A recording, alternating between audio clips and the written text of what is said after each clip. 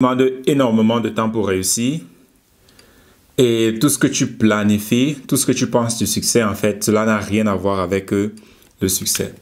Je vais partager avec toi, je vais essayer de partager le plus que possible des leçons avec toi que j'ai pu apprendre en 2024, de telle sorte que, bon, juste pour partager avec toi déjà pas mal de choses que j'ai appris, mais tout dans l'espoir, je dis espoir, j'utilise ce mot-là avec vraiment des pincettes, tout dans l'espoir en fait que cela t'aide et te permet en fait d'avancer dans la direction que tu veux avancer dans la vie. Donc 2024, c'était vraiment une année de fondation. C'est une année où énormément de travail, donc énormément d'efforts que j'ai fait. C'est plus tard en fait que cela va payer. C'est un peu comme tu commences à planter, tu commences ta plantation, tu la plantes et c'est après quelques mois ou bien quelques années, en fonction de ce que tu as planté, que tu vas obtenir des résultats. Donc 2024, c'était un peu pour moi cette année-là où il y a eu une fondation vraiment qui a été creusée et peut-être qui va continuer à être creusée cette année-ci 2025 parce que la fondation en fait d'un bâtiment détermine non seulement la qualité, mais la hauteur aussi du bâtiment. Si tu n'as pas encore remarqué cela, tu vas voir que quand on veut construire un bâtiment, surtout un gratte-ciel, on passe plus de temps sur la fondation que sur le bâtiment en question. Tu vas voir un chantier, il est fermé peut-être pendant 3 ans, tu ne vois jamais rien, mais tous les jours, tu vois comment du personnel entre dans ce chantier-là. Ils font quelque chose, mais bon, majoritairement, ils ferment, ils mettent une barrière pour qu'on ne voit pas ce qui se passe à l'intérieur. Mais ce qu'ils sont en train de faire à l'intérieur, c'est un travail énorme. Et aussi, comme ils mettent des barrières pour qu'on ne voit pas ce qui se passe à l'intérieur. Et c'est aussi comme ça, en fait, le travail, quand tu es en train de bâtir une fondation pour toi-même. C'est que malgré le travail et l'effort que tu es en train de fournir, en fait, dans ce travail-là, cela ne se voit pas. Cela ne se voit pas. Et voilà pourquoi nous avons l'impression parfois de ne pas être en train d'avancer. Mais quand tu es dans ce domaine, ça fait un peu longtemps, un peu comme moi, tu sais et tu comprends que oui, il y a certaines choses qui prennent du temps. Donc 2024, c'était donc cette année-là où cette fondation-là a commencé à être posée. Et comme je disais, c'est quelque chose qui est extrêmement laborieux, mais c'est la base, c'est ce qui est...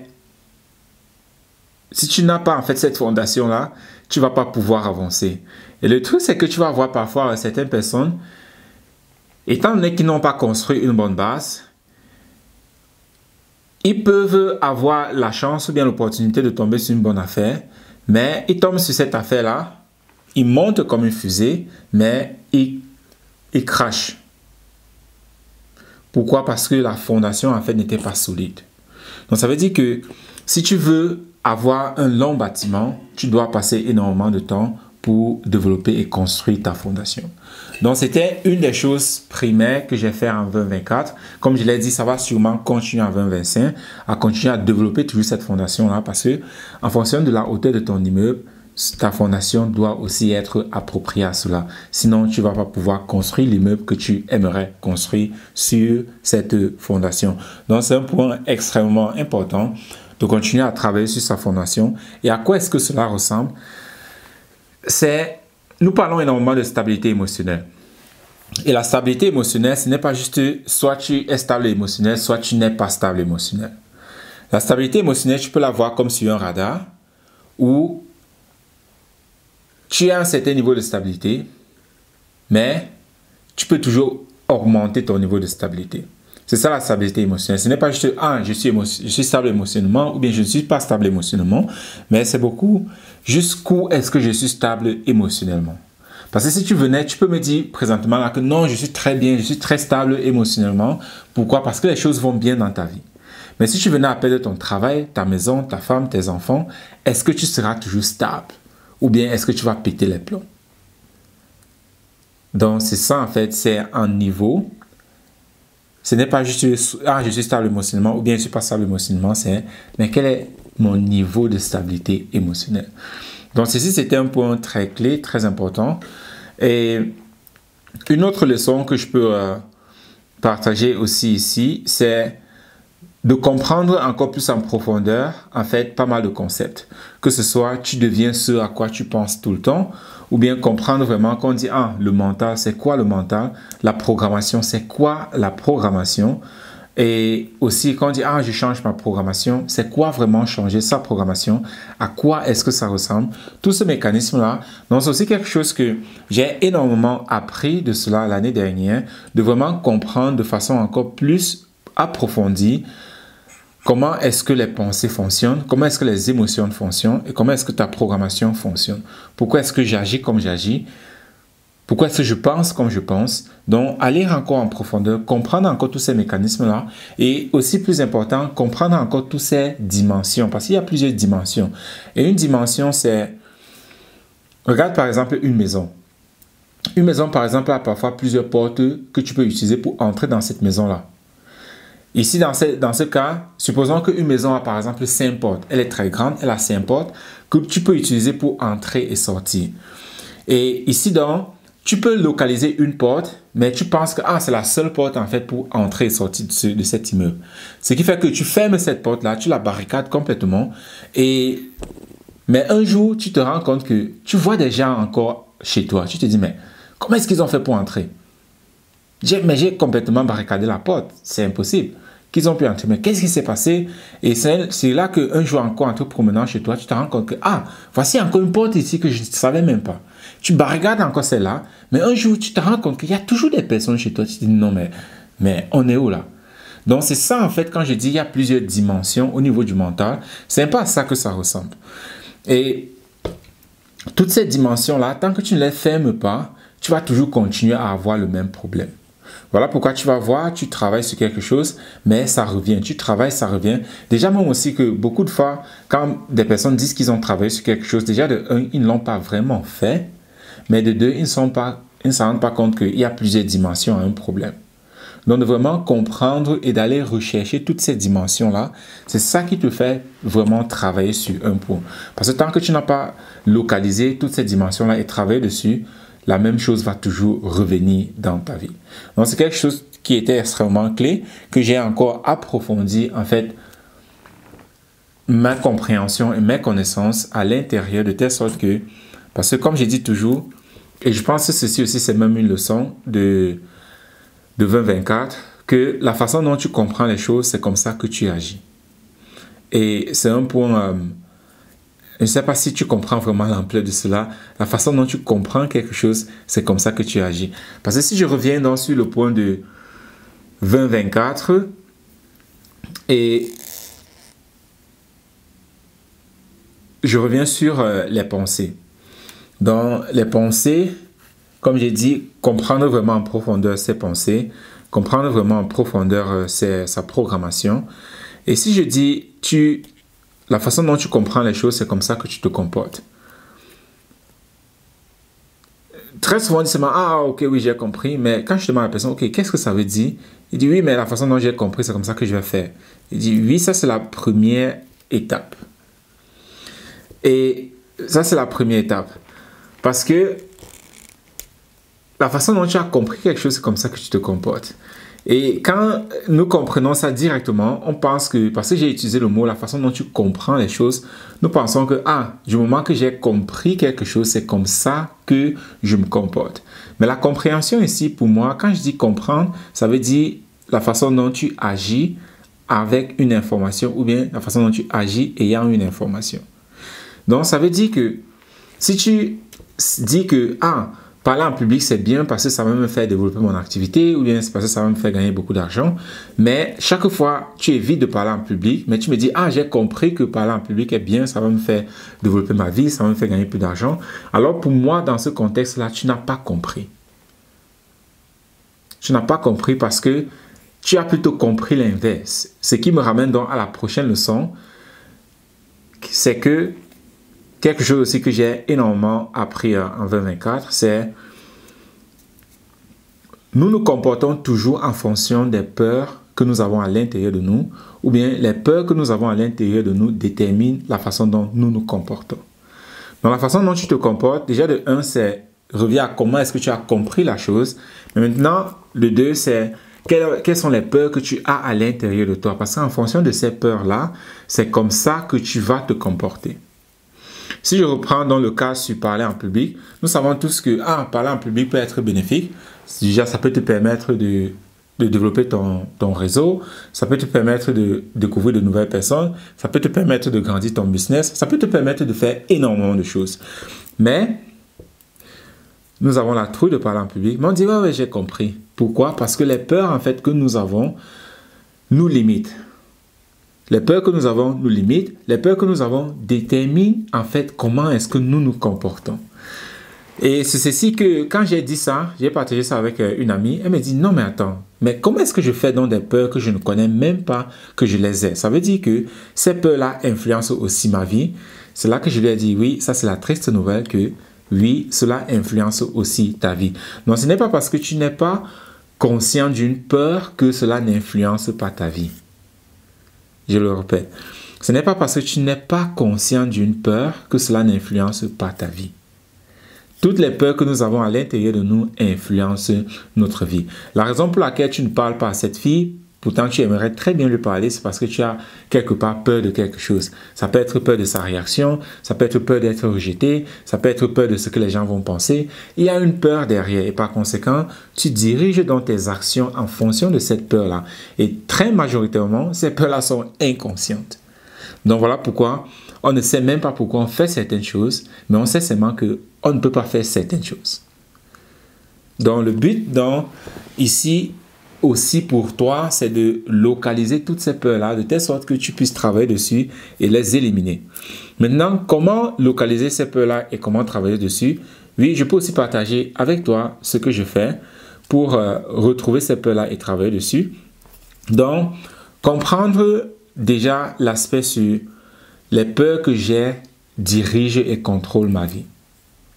Donc la façon dont tu te comportes, la façon dont tu parles, la façon dont tu interagis en société, cela a toujours une corrélation avec les peurs en fait que tu as à l'intérieur de toi et par conséquent, cela dirige massivement ton comportement. Des choses même que tu sais que tu dois les faire, tu ne les fais pas parce que tu as peur. Donc par conséquent, la peur influence et dirige ton comportement, ta façon de penser, tes émotions et par conséquent, contrôle et dirige ta vie. Et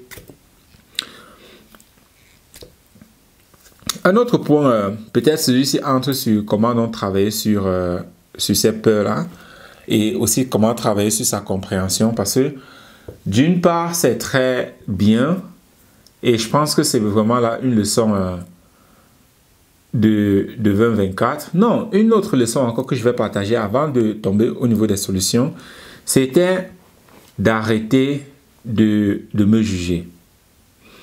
Et celui-ci, c'est un point immense et c'est un point très énorme. Et déjà, je peux expliquer, quand je dis arrêter de me juger, qu'est-ce que c'est et à quoi est-ce que ça ressemble? As-tu déjà eu une situation où tu fais quelque chose et c'est quelque chose que tu sais que tu t'étais déjà promis de ne plus le faire?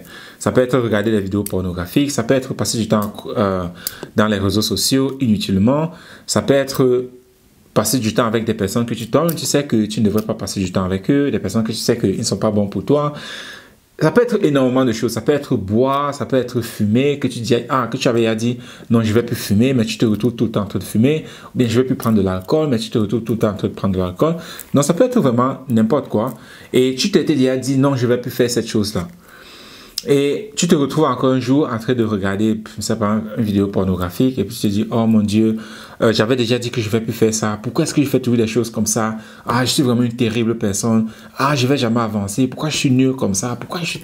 Donc, tu commences donc à te lamenter sur ta personne, à vraiment te punir par toi-même. En fait, c'est ça le point clé ici, c'est de se punir par soi-même.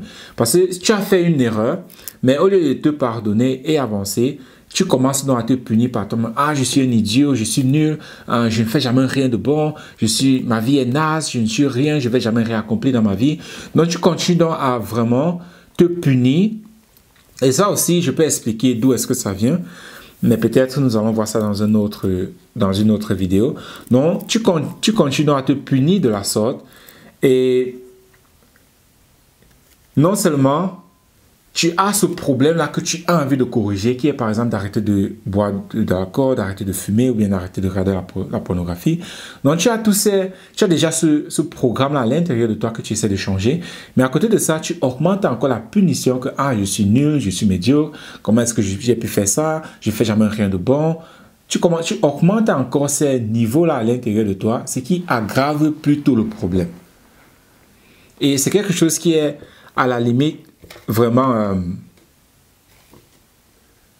c'est quelque chose qui est à la limite une addiction. Parce que c'est comme ça que nous avons vécu toute notre vie où moins de choses on nous a punis, c'était nos parents qui nous ont punis et aujourd'hui nous le faisons par nous-mêmes. Il n'y a plus personne pour nous punir et par conséquent nous faisons ça par nous-mêmes ou nous-mêmes nous nous punissons parce que nous avons fait une bêtise. Et cela c'est extrêmement grave. C'est extrêmement négatif, c'est extrêmement destructeur pour ta croissance. Parce que c'est un peu comme un couteau à double tranchant. Tu es encore en train de mettre du sel sur la plaie. Ça ne va pas aider, ça va plutôt aggraver la chose. Donc, une chose qui était vraiment immense pour moi cette année, c'était d'apprendre à ne plus réagir de la sorte. Apprendre à éliminer cette punition personnelle que nous continuons à nous infliger par nous-mêmes, inconsciemment ou bien consciemment. Donc ça, c'était un très grand facteur. Et l'autre facteur maintenant, si je reviens sur celui de la peur, parce que c'est un facteur aussi très immense, très énorme, c'est les peurs en fait que nous ne connaissons même pas que nous avons. Et ceux-là sont tellement présents parce que non seulement la peur, en fait, c'est ça qui contrôle et dirige qui est-ce que tu es, mais aussi, derrière tes peurs, c'est là que ton trésor est caché. Ça aussi, c'était une leçon à apprendre concernant la peur. Derrière tes peurs, c'est là que ton trésor est caché. La peur, en général, c'est toujours l'illustration, en fait, de quelque chose que soit nous ne connaissons pas, soit nous ne sommes pas capables de faire cette chose-là. Ce qui fait donc que la peur, elle nous montre en fait juste nos limites. Parce que majoritairement, nous avons peur quand nous voulons sortir de notre zone de confort.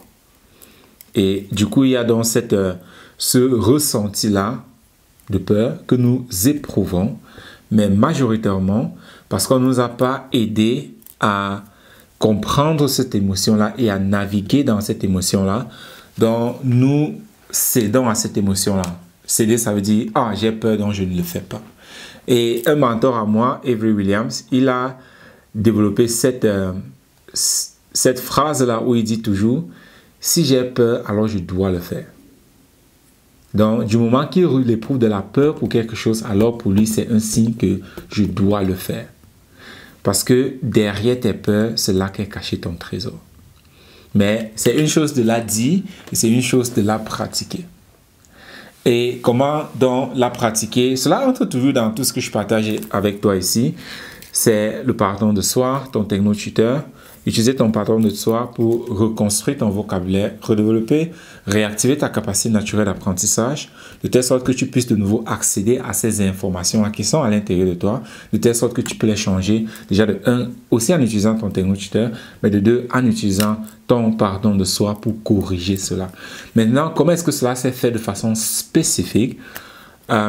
Si tu veux le savoir, tu peux me contacter. Là, je peux t'expliquer de façon spécifique et nous pouvons aussi voir avec ton cas, avec ton exemple, voir ce que tu es en train de faire face présentement. Là, on peut vraiment appliquer ça pour toi, dans ton cas, pour que cela soit vraiment effectif, pour que tu puisses donc avancer, pour pouvoir atteindre tes objectifs dont tu as toujours voulu atteindre, je suppose. Donc, c'était en ça quelques leçons parmi des centaines de leçons que j'ai appris. Je vais peut-être encore faire une autre vidéo pour parler encore d'autres points ou bien de d'autres leçons en fait que j'ai pu collecter de l'année 2024 et qui m'ont aidé massivement déjà à terminer cette année-là, mais aussi que je suis en train d'utiliser maintenant pour affronter dans l'année 2025 parce que l'année 2025, c'est une année spéciale. Oui, c'est une année très spéciale et c'est une année très unique en soi. Et ceux qui ne seront pas capables de prendre avantage vraiment de cette année-ci, ce sera vraiment encore plus difficile les années à venir. Donc vraiment, c'est une année où il faut vraiment aller à 200%, ne pas hésiter en fait. Ne pas hésiter cette année-ci, c'est vraiment le thème que j'ai adopté pour cette année. Ne pas hésiter et vraiment embrasser toutes mes peurs. Donc c'est ça le thème pour cette année. Ne pas hésiter et embrasser vraiment toutes ces peurs parce que c'est derrière tes peurs que ton trésor est caché. Je pense que cette phrase-là, tu devrais la répéter 1001 fois. Parce que si tu permets à comprendre cette phrase-là, si tu permets à transcender vraiment cette phrase-là, alors tu vas avancer tellement rapidement que tu n'en crois pas tes yeux maintenant. Donc, derrière tes peurs, c'est là que ton trésor est caché. Et cette année-ci, c'est une année où nous devons utiliser ce que nous avons appris l'année dernière pour bâtir cette année-ci avec. Donc, pour cela, je te laisse avec cette phrase-là. Derrière tes peurs sont cachés ton trésor. Et fais le pas, prends ton technotuteur, commence à travailler sur toi, fais ton pardon de soi et reconstruis vraiment cette meilleure version de toi que tu auras aimé être depuis le départ.